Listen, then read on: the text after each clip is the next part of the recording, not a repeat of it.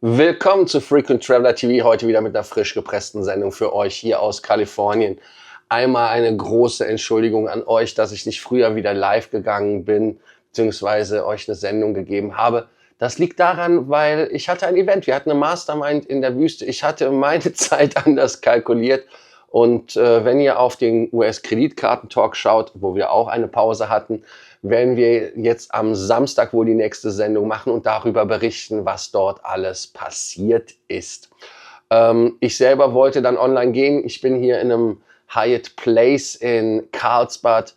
Da ist leider dann das Interweb gestern tot gewesen. Ich konnte quasi gar nichts machen, konnte mich nicht vorbereiten, habe mit meinem Handy da gesessen und dachte, schade eigentlich.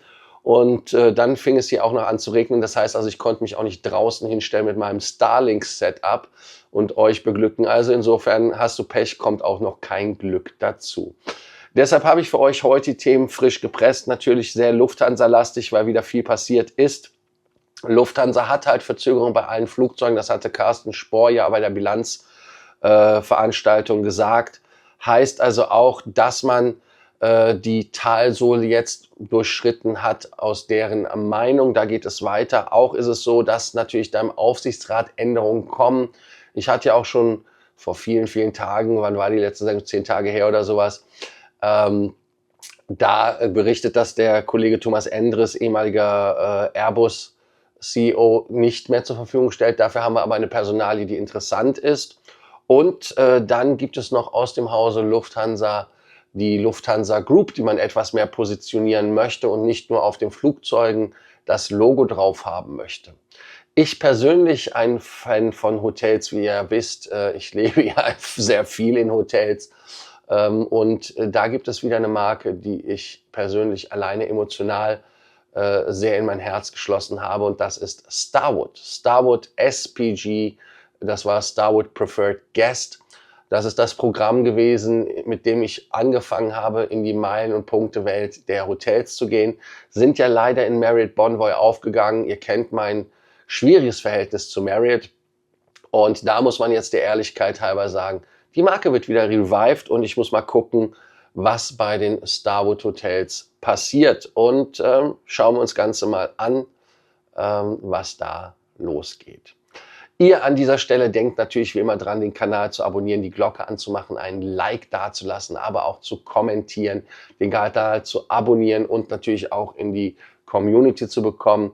Und nochmal danke an alle, die mir geschrieben haben, ob es mir gut geht. Ich habe so viele Nachrichten gehabt, ich kann nicht alle beantworten. Es tut mir leid, ich werde es versuchen nach und nach abzuarbeiten und werde darauf auf euch zukommen. Komisches Deutsch, aber morgen zur nächsten Sendung werde ich wieder ordentliches Deutsch versuchen zu sprechen. Das erste Thema ist ja Lufthansa und Lufthansa will wieder in die schwarzen Zahlen kommen. Also sie waren ja in schwarzen Zahlen, aber sie hatten halt eine Art Valley, wo das alles eingebrochen ist, weil natürlich in 2024 gab es halt elastische Preise, will man es da sagen. Heißt also, die Preise sind nach unten gegangen. Man hatte Streiks bei der Lufthansa.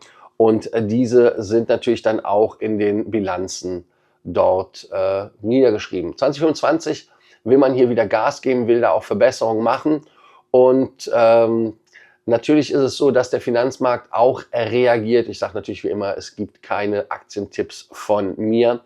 Heißt also, dass man dort im Plus lag mit 7,5% auf 7,75 Euro, was auch jetzt ein der stärksten Gewinner war in dem MDAX. Ehrlicherweise, aber mit dem Kursanstieg waren auch andere Fluggesellschaften dort Gas am Geben. KLM zum Beispiel ist sogar auf 15%, um 15% aufwärts gestiegen und man möchte da auch sparen. Man hat ja auch bei KLM kurz aus der Lufthansa-Welt raus jetzt Buy an Bord eingeführt. Auch lustig, der eine führt es ein, der andere macht es weg. Das ist raus aus den Kartoffeln, rein in die Kartoffeln. Wir wissen das ja alle hier. Und jetzt ist es so, dass natürlich die verspäteten Flugzeugauslieferungen natürlich dort einen negativen Effekt haben und natürlich auch die Herausforderungen an den Drehkreuzen. Wir wissen ja alle, dass München beschimpft worden ist als schlechter als Frankfurt. Ich weiß nicht, ob das eine Beleidigung ist für die Münchner, aber ihr könnt ja unten gerne mal kommentieren, wie ihr das seht. Und man hatte ja auch im Frühjahr die Prognose signifikant senken müssen. Heißt also, dass man nur noch 1,4 bis 1,8 Milliarden plus hat, anstatt 2,7, die man vorher hatte. Die Nachfrage ist nicht der Grund, warum das Problem da so ist, denn die Passagiere, Airlines konnten halt ihre Erlöse steigern, aber dennoch, wenn man die ganzen Umsatzerlöse, das heißt ja immer so schön, bereinigt, ne, dann ist es so, dass dort natürlich dort die Rekorde der Gewinne nicht einzufahren waren, weil halt die Kosten gestiegen sind. Und auch blieb das Cargo-Geschäft unter den 2022er Ergebnissen. Das Lufthansa-Sitzplatzangebot wird ja auch zärtlich ausgebaut, um es mal so zu sagen. Und da ist es natürlich so, dass man bei Lufthansa ja auch ein Sanierungsprogramm hat. Also man macht alles, dass man dort mehr Geld macht. Und ihr wisst ja, man arbeitet auf allen Fronten. Und ITA soll dieses Jahr auch schon zum Gewinn beitragen. Und ich bin mal gespannt. Es gab auch 841 Millionen an Kompensationszahlungen. Ja, nur so als Zahl, damit ihr sie mal gehört habt. Wir gehen weiter natürlich zu den Flugzeugen, die ich gesagt habe, weil ein Grund ist bei der Lufthansa, dass man dort mit den Verzögerungen der Flugzeuge zu kämpfen hat und damit natürlich auch alte Buden fliegen muss. Und jetzt ist es aber so, dass man dort auch ein bisschen die Daumenschraube anscheinend angesetzt hat bei Boeing. Ich weiß es nicht. Da ist es jetzt so, dass man bei der Lufthansa dort ja, den 94 Millionen Betriebsverlust belastet hat bei Lufthansa Airlines. Und jetzt soll es halt so kommen, dass die 787-9er wieder Vollgas nach vorne geben und natürlich auch die Möglichkeit geben zu expandieren und auch mehr und billiger zu berädern. Außerdem ist es so, dass man halt mit den Flugzeugen, die man ja bestellt hat, leider auch bei Airbus kein Glück hat. Also das heißt, ich kann jetzt hier nicht nur auf Boeing schauen und sagen, na, guck dir mal in Seattle an. Ist hier ein bisschen, warte, ich muss mal gucken, wo hier Norden ist. Ich glaube, Norden ist ihr könnt es ja eh nicht kontrollieren, das sage ich jetzt in die Richtung. Nein, aber es müsste in die Richtung sein, nach Norden, nach Seattle, von hier aus Südkalifornien. Und ich gehe übrigens heute in die Nähe von Long Beach, da sind ja ehemals McDonnell Douglas Werke. Auch interessant übrigens, aber egal. Ist so, dass man halt auch bei den 320ern dort auch ein bisschen Probleme hatte, auch 350-900er, dass die halt so ein bisschen verzögert waren, aber natürlich nicht so lange verzögert sind wie bei den Freunden von Boeing.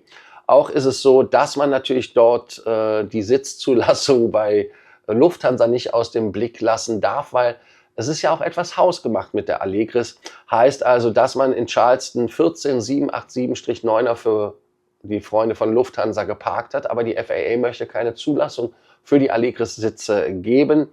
Und die Zulassungstests sollen jetzt passieren und man möchte sie nach Deutschland holen dann, um die dann auch benutzen zu können. Es gab ja auch Szenarien, wo man gesagt hat, man möchte die Flugzeuge ohne die Business Class benutzen. Das heißt also, dass zumindest die Economy benutzt werden kann.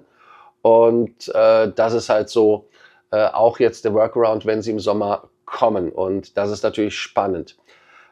Auch ist es so, dass natürlich die Kosten für die 340er oder aber auch für die 747 einfach hoch sind. Und die 340er haben halt große Checks, das kostet viel Geld. Dann die 380er und 747-400 waren ja auch nicht billig wieder reinzuholen. Heißt da auch mit großen Checks und mit viel Aufwand die Flugzeuge da in den Service reinzuholen. Und deshalb ist es so, dass man natürlich dort sagen muss, dass man, übrigens der Gewinn war 801 Millionen bei der Swiss, also dass die Lufthansa den Verlust hatte, haben sie bei der Swiss wieder reingeholt. Deshalb ist diese Mehrmarkenstrategie, und wir gehen da gleich auch drauf ein, schon ein interessantes Thema. Aber ich will nicht vorgreifen. Oder soll ich vorgreifen? Lasst uns das Thema direkt beginnen. Und zwar, das ist das Thema Lufthansa Group. Ich persönlich finde Lufthansa Group, ja, spannender Name, aber für mich steht doch eher die Marke im Vordergrund, Swiss, Brussels oder auch jetzt ITA oder Alitalia, wenn die kommen oder sowas.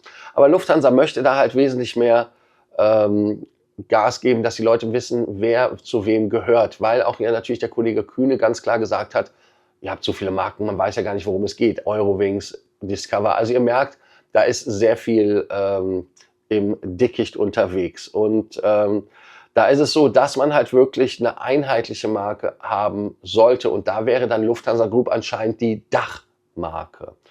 Und natürlich ist es so, dass man jetzt einen Schritt in diese Richtung geht.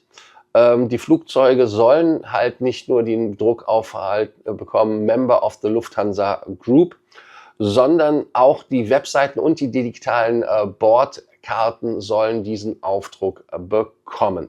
Heißt also, dass man dort ganz klar sagt, dass man mit 5 Customer Touchpoints, heißt also, dass man, denn jemand, der in Los Angeles ein Swiss-Ticket bucht, ist vielleicht nicht unbedingt klar, dass er Teil der Gruppe ist. Ja, das hat Carsten Spohr richtig erkannt, aber das hatte man ja auch eigentlich gar nicht gewollt, weil man wollte ja auch das Ganze, dass es eigenständig ist. Und da ist es halt so, dass man dort halt die Webseiten als erstes macht, wo dann auch ein Member of Lufthansa Group draufsteht.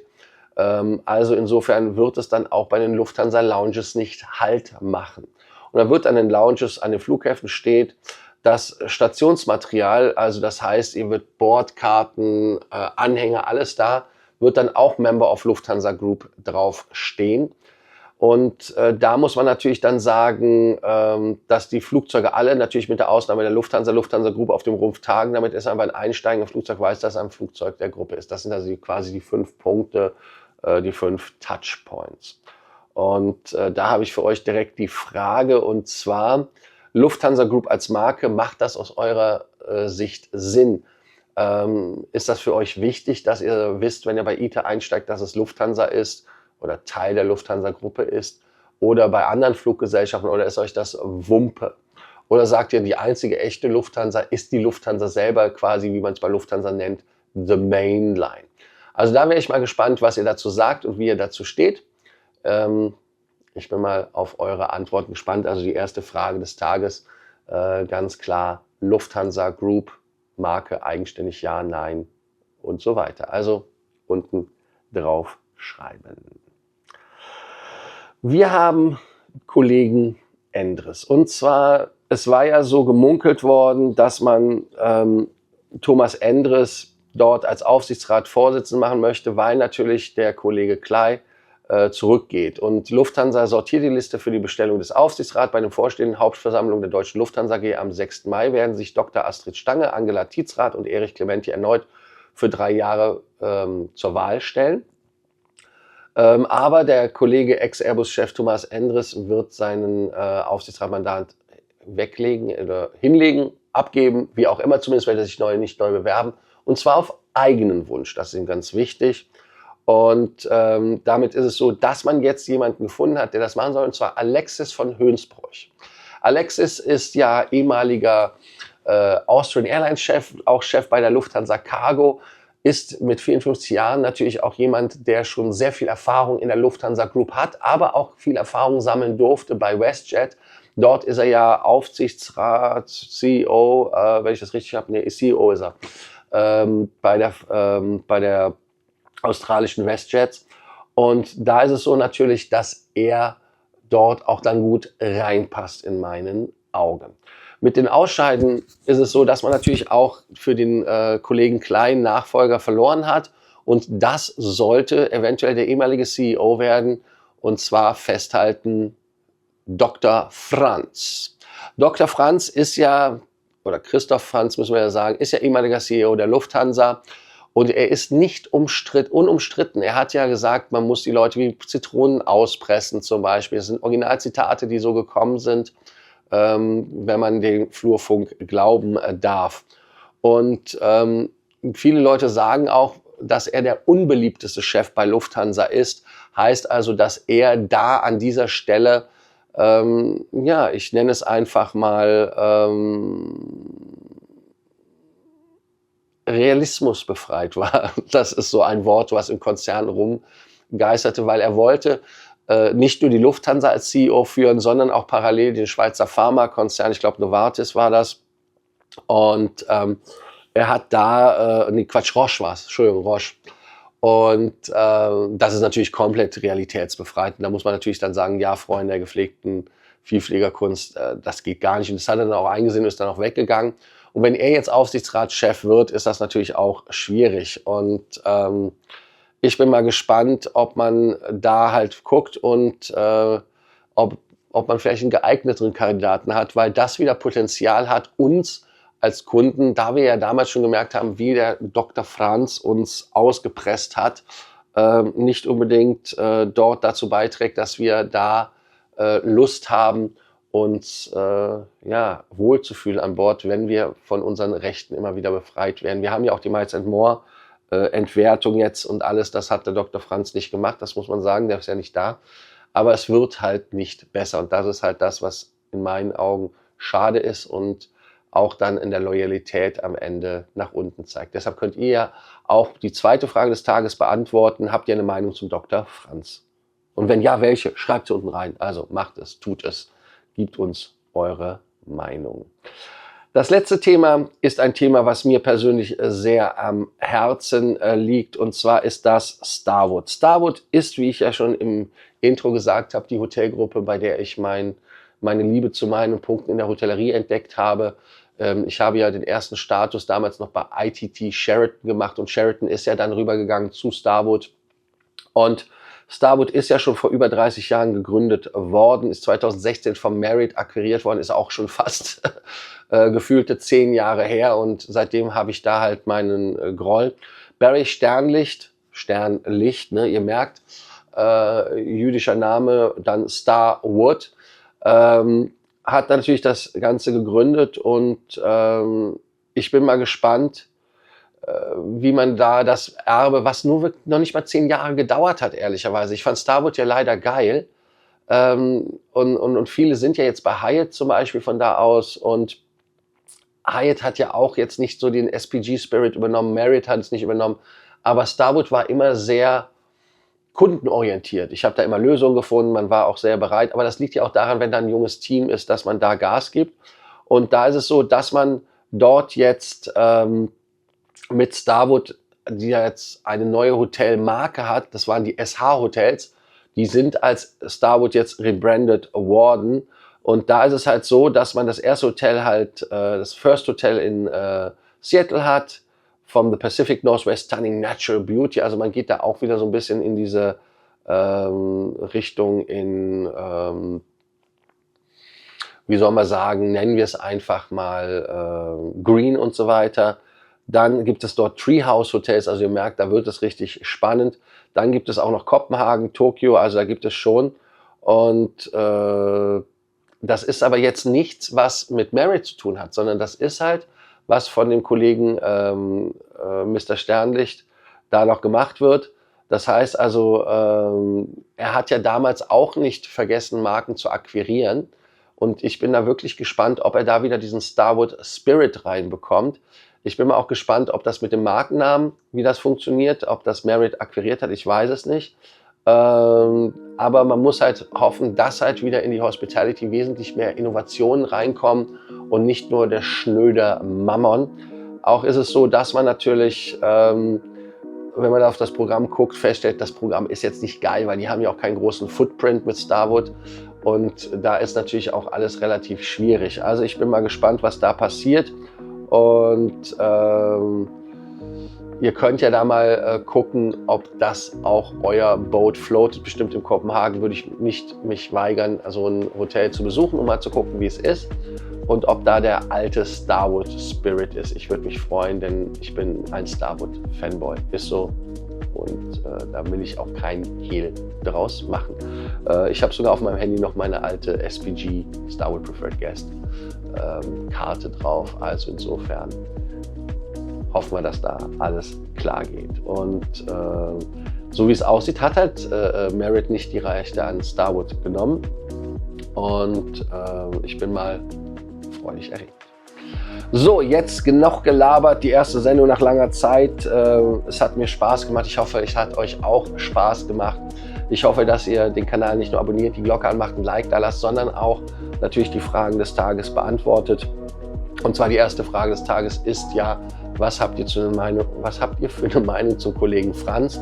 Und die andere Frage des Tages ist dort, Lufthansa Group als Marke, ist das für euch interessant? Habt ihr da eine Unterscheidung oder sorgt das dann am Ende doch wieder für mehr Verwirrung? Also danke, dass ihr heute dabei wart. Denkt dran, den Kanal zu abonnieren, Glocke an, Like da lassen und ich freue mich, von euch zu hören. Ich bin jetzt einmal raus. Also bis dann, ciao, bis morgen.